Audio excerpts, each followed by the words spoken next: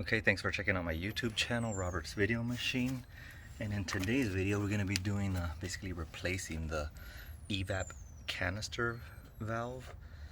And this is on a 2004 Ford Mustang. And this is the part here, Duralast. It's the compatible one from Motorcraft, and this is the part here. And where it's located, it's basically on the passenger front wheel side. Gotta take this off, basically. It's back here somewhere, so I gotta take off my mud flaps, take off the screw here, this thing holding up this shield, this one here, and then there's a screw right here as well. That'll basically make this whole thing come off. And if I remember, the thing is back here somewhere. So let me go ahead and do that and take a video of where it's located at exactly. Okay, so you can see that I pulled down the, I guess the guard, or whatever protects that. And if you look up on the top, you'll see it's right there.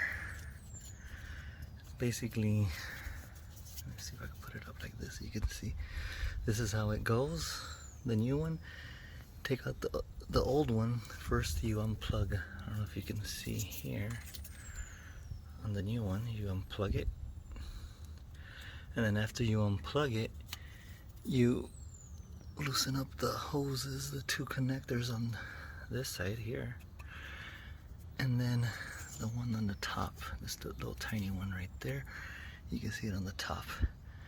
And then you unbolt it, and then put the new one in, put the hoses in, and then plug it back in, bolt it in, that's it.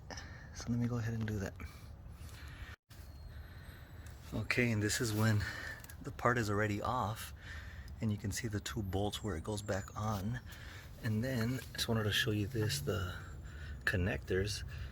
You just, I don't know if you can see here, you just press them like this so it could open up and just twist them off. And that goes for the green one and the white one.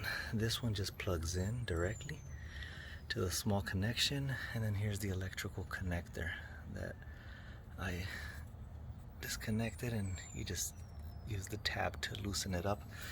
And there's the parts there, as you can see.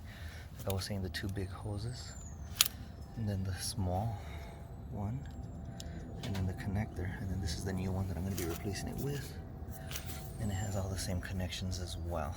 So let me go ahead and put that back on there so you can see how it is. And then I don't know if you could see the two bolts.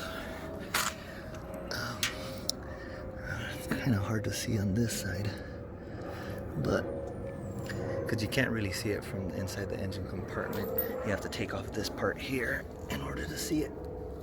But that's where it would go.